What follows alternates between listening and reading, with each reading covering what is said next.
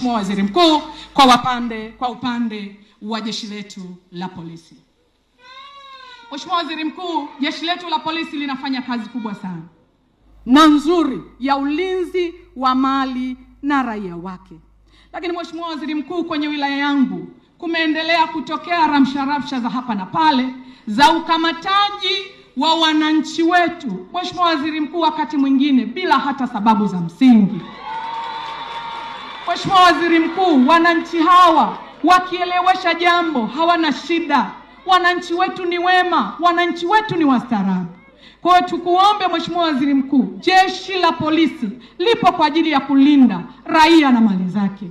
Mheshimiwa Waziri Mkuu, watu wamekuwa wakikamatwa na kupewa kesi za uzururaji. Umemkuta mtu yuko kwenye kibanda chake anapika, unamkamata mama, unamtia kwenye gari, unampeleka kituo cha polisi Chemba.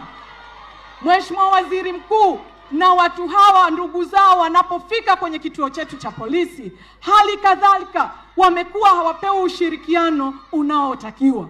Mheshimiwa Waziri Mkuu, nikuombe tusaidie swala hili la kamata isiyokuwa na sababu ndani ya wilaya yetu liweze kusitishwa.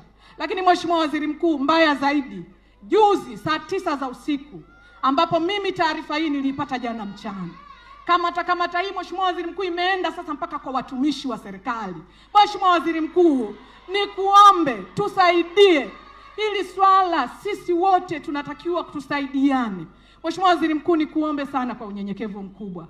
Watu wetu hawa tukianzisha hizo ramsha za namna hiyo, tunawakatisha tamaa, tunawarudisha nyuma. Watu wataanza kuishi kama yatima ndani ya maeneo yao.